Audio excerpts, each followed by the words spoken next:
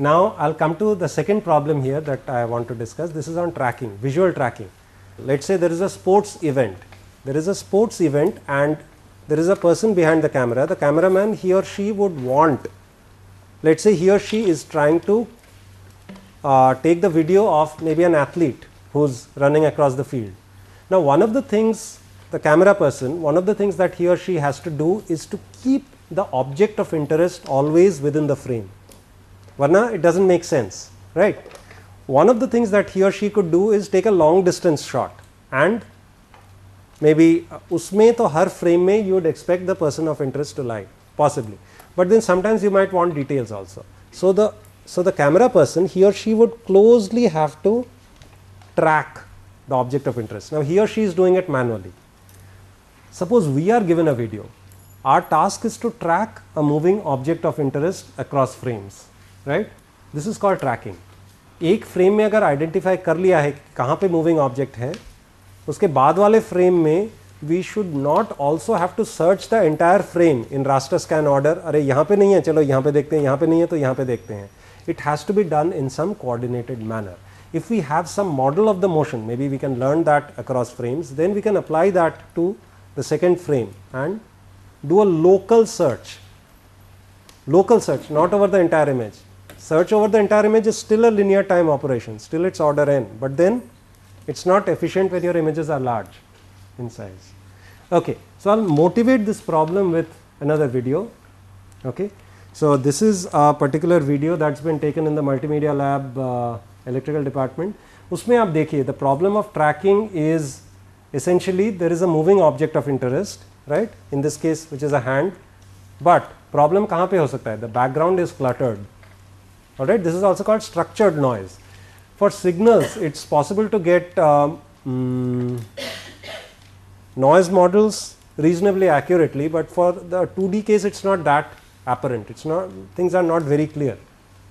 For instance, यहाँ पे देखिए, this is the moving object of interest, background cluttered है, uniform background नहीं है, ठीक है? और क्या problems हो सकती हैं इसमें? What makes the problem very difficult? There is more than one object that's moving. Alright. In this case, for example, there are these two IIT students who are trying to solve an individual assignment, right? Okay. So the other thing there is, other difficulty in this problem is there could be similar appearance. There could be objects moving in the scene with a similar appearance. There's एक और हाथ हो सकता है image में, or other skin colored objects could be there. That makes the problem even more difficult. Further difficulty arises. See, it's easier to track an aircraft that's moving in the sky. For instance, at IIT Delhi, using late 80s hardware, people had developed a real-time system to track an aircraft that's moving across the sky in real time. That's rather easy. Why? Because the aircraft does not change its appearance very rapidly. Okay, you can apply some very simple techniques. Kalman filter use कर सकते हैं. Even template matching works. But in this case, something that has as many degrees of freedom as something highly non-rigid like the human hand, आप कितने इसके appearances learn करेंगे, कितने templates learn करेंगे? It's not possible. Okay, so the moving object of interest could also change its shape, and yet you want to keep track of where the object of interest lies. So there could be multiple moving objects, a cluttered background, change in position or view.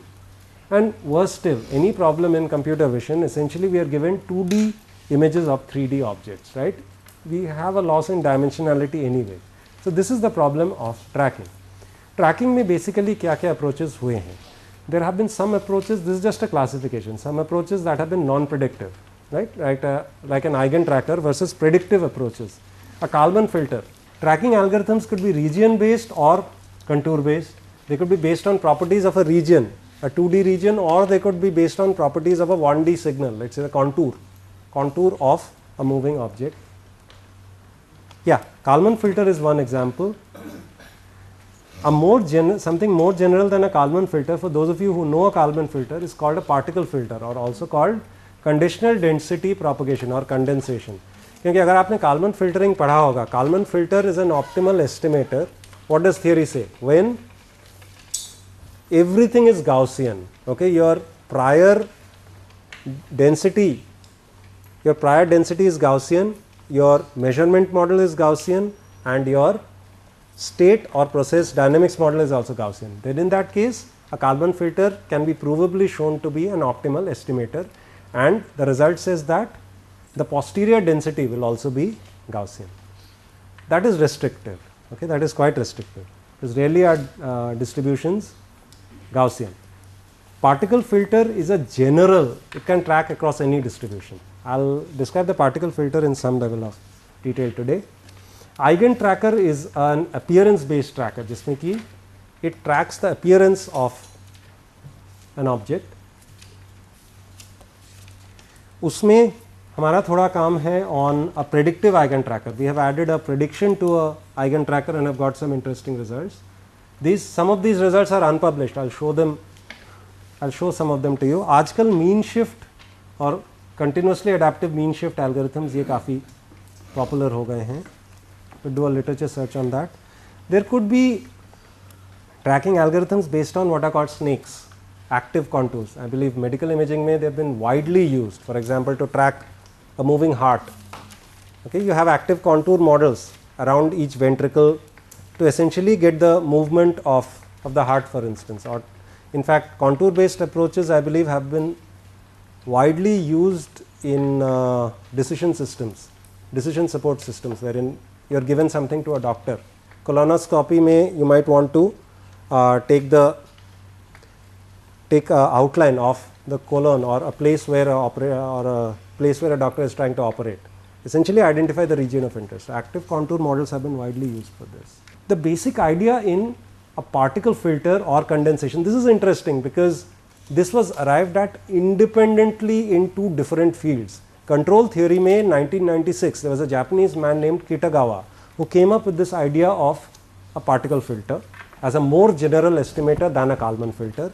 Or vision or image processing community में there were Michael Isard and Andrew Blake. They came up with this idea independently for visual tracking. See, this is not the only example where people from different fields have come to the same conclusion or have designed the same algorithm. In recent times also, it's not just J.C. Bose and Marconi who independently came up with wireless. आप सब लोगों ने dynamic programming का नाम सुना होगा as an algorithm.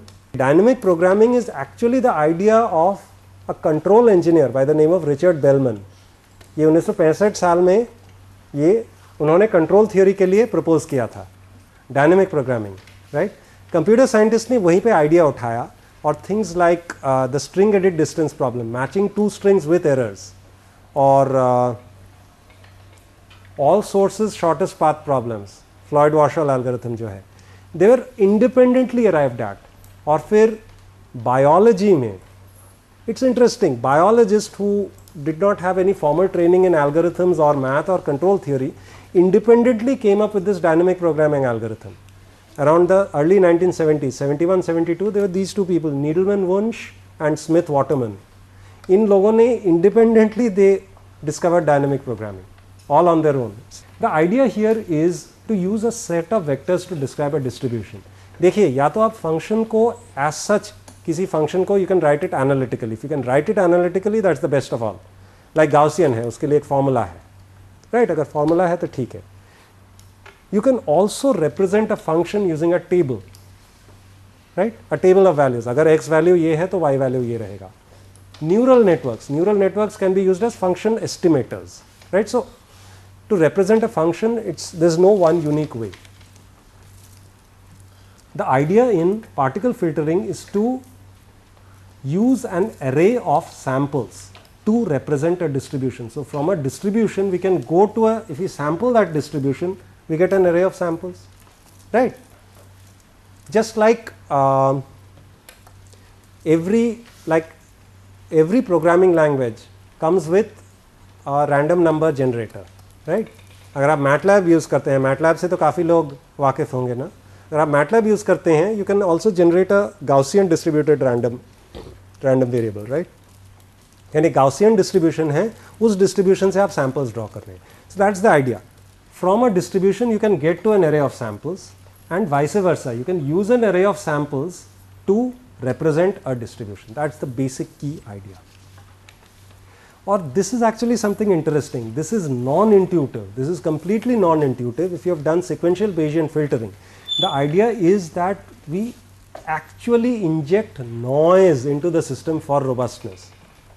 This is completely contrary to most engineering applications. Engineering, what is engineering about? See, look at it philosophically. Engineering, all of engineering is removing noise.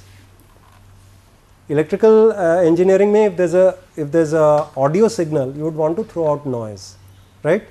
Noise hatayenge in terms of high frequency components. Maybe we'll do some low pass filtering in some manner, noise hatayenge. If you're a mechanical engineer, let's say there's a wheel that's rotating about an axle. If it's a perfect rotation, there's no noise, but generally the wheel would tend to wobble about a bit, right? Thoda sa precession ho sakta hai. That is mechanical noise.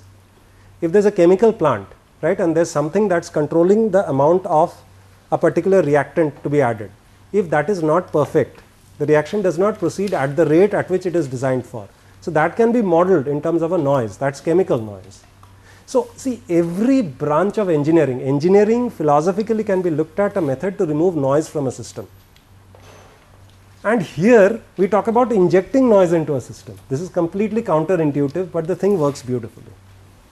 This is what I talked about being counterintuitive. Okay, in general, given any tracker, there would be three components. One would be a state vector model, right? We would use a state vector to model a particular system.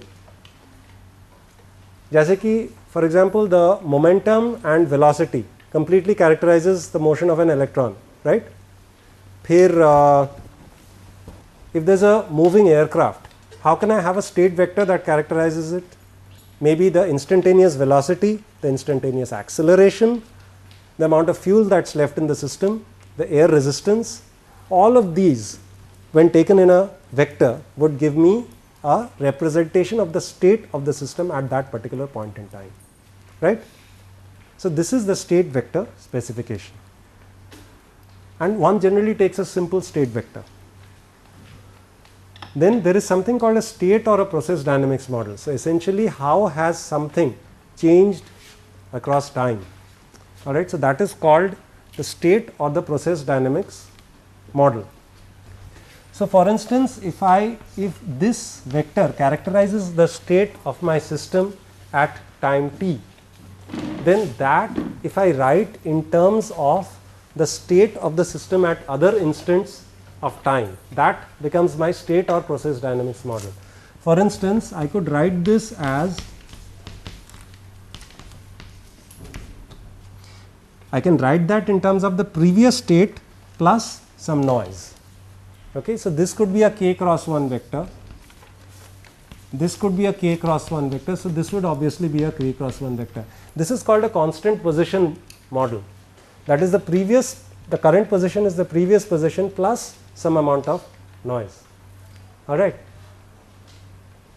This is a first order dependence. There is a dependence on one time instant back. It's a first order Markov model, right? Also called this can also be written in terms of an AR model. Physics mein, this is also called by a particularly interesting name. Any guess? This is called a drunkard's walk, because the average displacement is 0. Okay, if you integrate over this, your average displacement is going to be 0. That's essentially a drunkard's walk, like idhar udhar and then finally back to the starting point. All right, then you might have a second order model. So I can write a general second order AR model as follows. So there is a dependence on two time units. That's a second order model.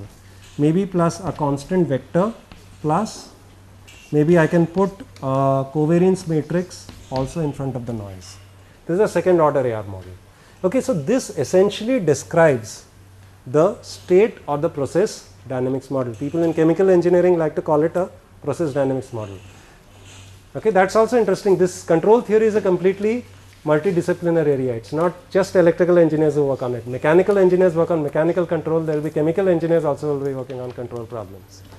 Okay, so this is about a state or a process dynamics model, and one usually uses very simple assumptions about all three. The reason is actually pretty simple, because if one knew the exact physical process, we wouldn't need a tracker. All right. See, this sort of thing is actually pretty interesting, because it's this particular element of control theory. If you know the control system, if you have cracked the control system of a particular thing, you know everything about it. All right, and that's something that's very advantageous. Interesting. Why does for instance, why does the US still continue with, when the US had this thing against the Taliban in Afghanistan, why do they still use those B-52 bombers? The B-52 bomber was designed in a hotel room in Dayton, Ohio in 1944 or 1945. तब का design है ये, और ये आज 50 साल से ज़्यादा हो गए, करीब 60 साल हो गए, लेकिन फिर भी why are they using it? That's because they've cracked the control system. Right? If you are able to crack the control system in a particular system, you have full control over it, and that's the best situation, right? Yeah, this is what I talked about. Kalman filtering in general, you would need Gaussian assumptions for the prior density, the state or process dynamics model, as well as the measurement and or the observation density model, and when all of them are Gaussian, it can be shown that the posterior model is also Gaussian, which is optimal. At best, what I can do is, without doing much math, I can basically characterize. This is called sequential Bayesian filtering. ये Kalman filtering में भी applicable है, ये इसमें भी applicable है for particle filtering. इसमें suppose we knew the state of the system at time t minus 1. What we would want to do is, we would want to know the state of the system at time t. All right. So I'll show this diagrammatically. This is given. Right? Suppose we are given, suppose we know the state of the system at time t minus 1. In effect, what we know is the probability of the state here, the probability density function at time t minus 1, given all observations from time 1 to t minus 1. अब तक जितने observations आ चुके हैं उनके बारे में हमें मालूम है. If we knew this, we would want to predict the state at time t. इसको predict करना है. If we have, for instance, learned the behavior of the system here, we would want to predict what its behavior would be at the next instant of time. Right? It's something like there's a naughty little kid who's wandering about. Right? If you have observed that kid over a period of time, okay, then rather than always being on the alert, अरे ये अभी क्या करेगा, अभी ये क्या करेगी, that sort of thing, if you knew his or her behavior to some extent before that, you will be able to predict कि अरे अभी देखो ये जाके ये जो वहाँ पे खिलौना रखा है इसे तोड़ेगा, something like that. You will be able to predict this thing about it. Essentially, this is what we are trying to do. We are trying to predict and then keep track of a moving object. So this is the prediction. Essentially, given all observations from time 1 to time t minus 1, we would want to predict the system of the, we would want to predict the state vector or the state of the system at time t. So this, for this we use the state or process dynamics model, right? Or at time t we have made a prediction है और यहाँ पे एक observation भी है. We also make an observation at time t. So using this information, what we do is we use the observation or the measurement model and finally get an updated estimate of the PDF or the PMF, probability mass function, at time t. This in general is the entire principle of sequential Bayesian filtering. This is what we finally want to end up with. We started with an estimate of the state at time t minus 1 given all observations from time 1 to t minus 1, and we want to end up with the state estimate at time t given all observations from time 1 to time t. So, is the basic problem clear? And in general, these are the two equations that completely characterize sequential Bayesian filtering. If you are familiar with a Kalman filter or a particle filter, this is the math that's behind it. So, essentially one starts off from this. The first equation is also called the Chapman-Kolmogorov equation, if you are familiar with the terminology. You start off with this and finally want to end up with this. A different tracker is something like this. Okay, this I have picked up from Black and Jepson's website. See, in this case the object of interest, which is a soft drink can, right. So, this soda can here, the idea is to track this moving object across frames, but there is a difference in this application.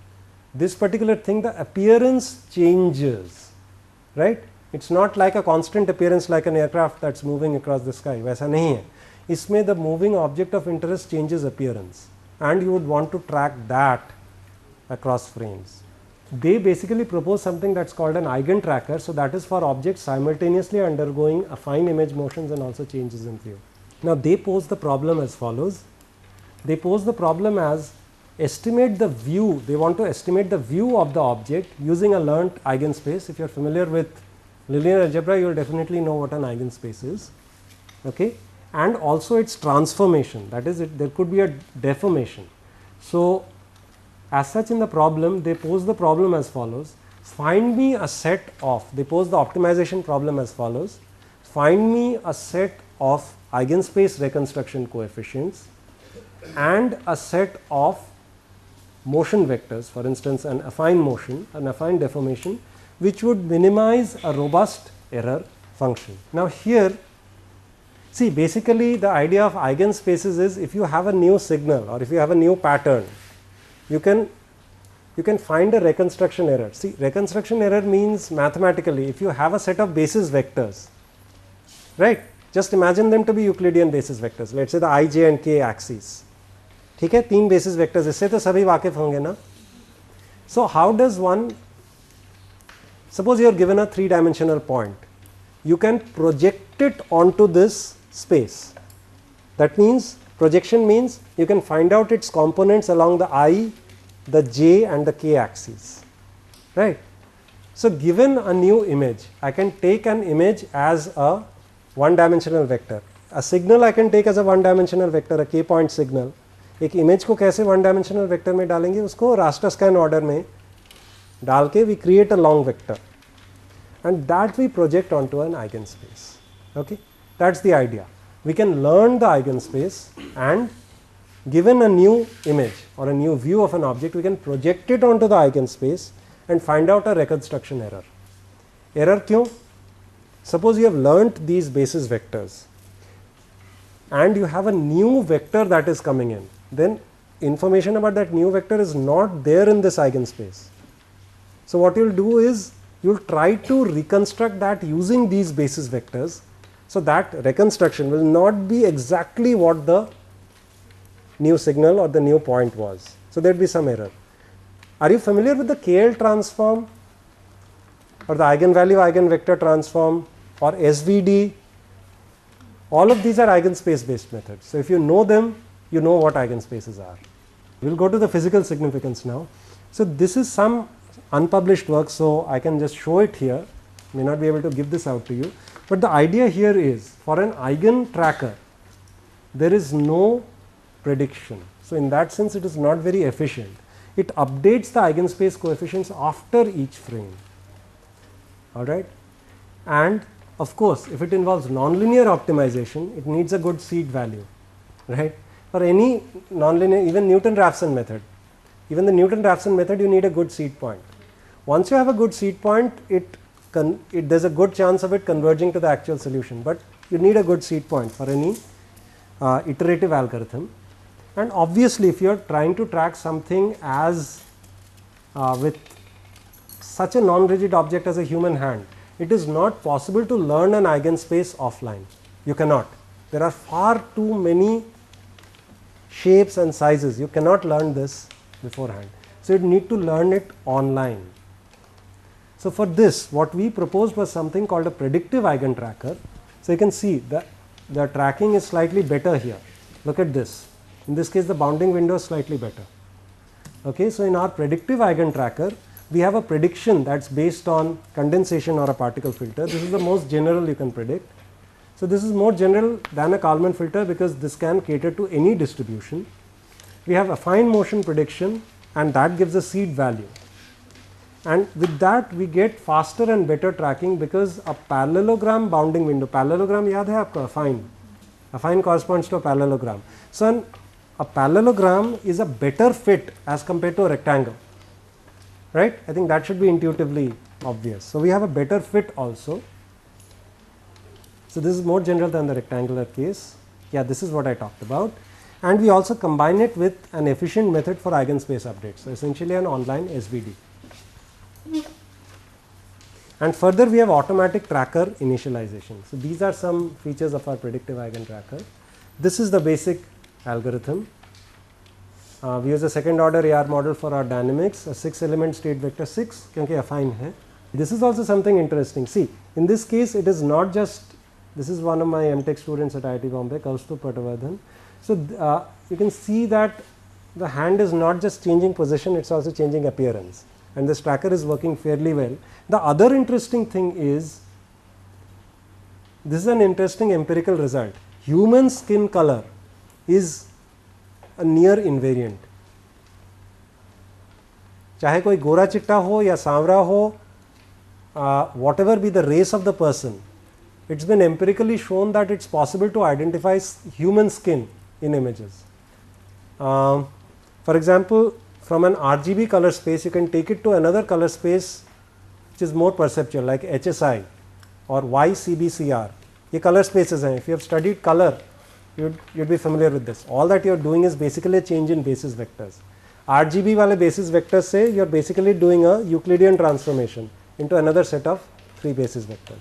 YCBCR space में it's been shown that all human skin color occupies a very small cluster. Okay, it's possible to identify human skin colored regions.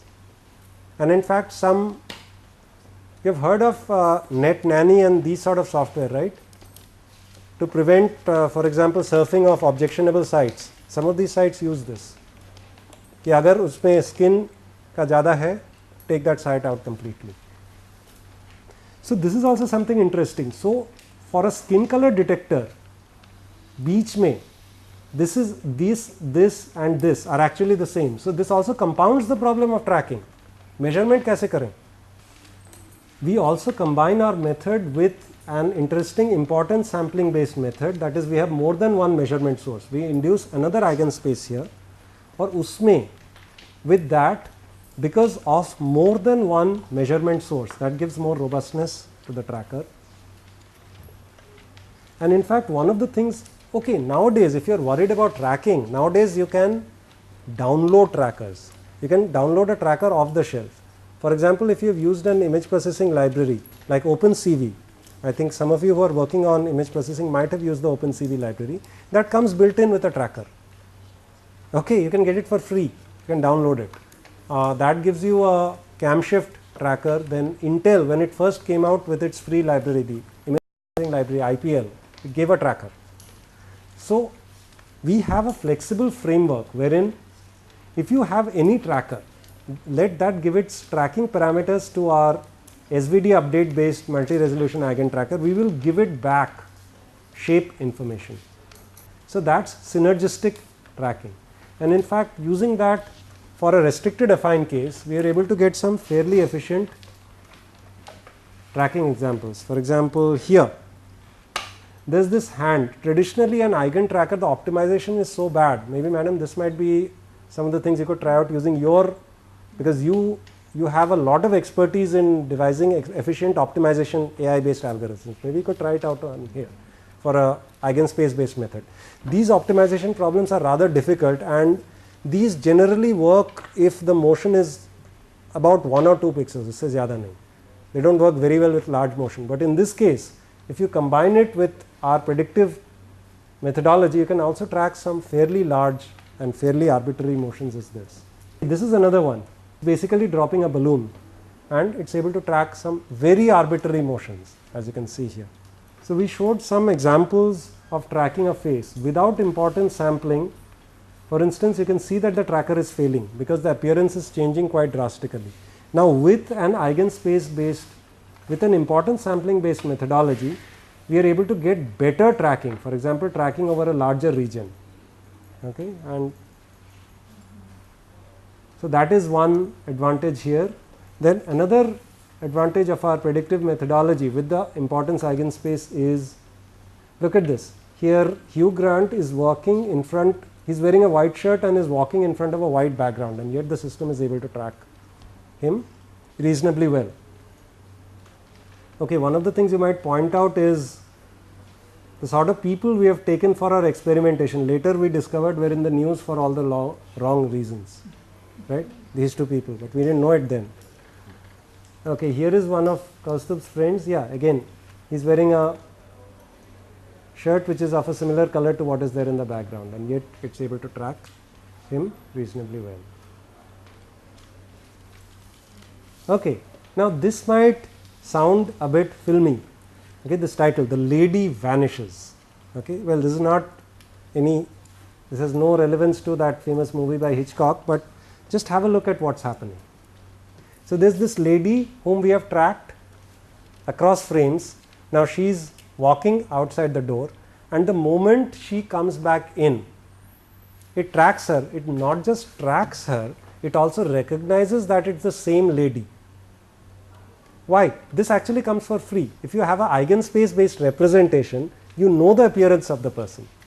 Okay, you have stored the appearance of the person in an eigenspace. So the next time the person comes in or reappears, then you can not just track the person, you can also recognize कि ये appearance is similar to something that we have already stored in our database, and you can also recognize this person.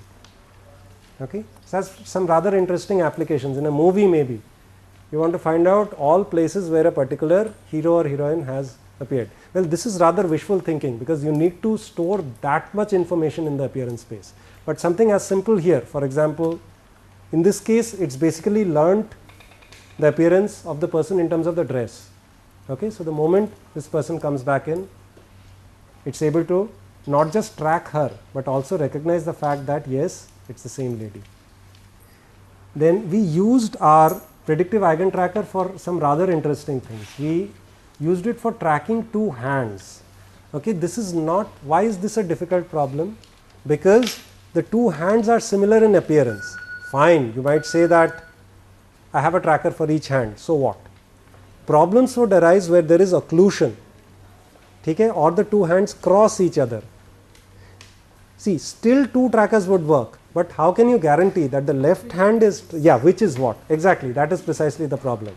So what we did was, we formulated a methodology to track all cases, all possible cases of, these are called bimanual interactions, all right, two hand trackers. See, it's possible to find out when there is occlusion or when there is not. Simple. You can simply just count the number of skin blobs. यहाँ पे, as soon as they are close together, there is just one skin blob, so you can identify occlusion. That is not too much of a problem. But the main challenge is, which is what? Left hand should remain tracked by its tracker. So we have an algorithm for this. Maybe we'll. Okay. There are things called collisions as well, wherein the hands change their direction of motion after a collision. Collisions hai, occlusions hai. And we were able to account for all possible cases of two hand interactions here. आप बताइए, maybe you could choose one of them. I'll play these videos. Maybe this is a particularly difficult case. यहाँ पे देखिए, the two hands are moving at different speeds in the same direction, okay, and crossing each other, and yet it's, see, एक को grey में represent किया है, एक को white से represent किया है. It's able to differentiate between them.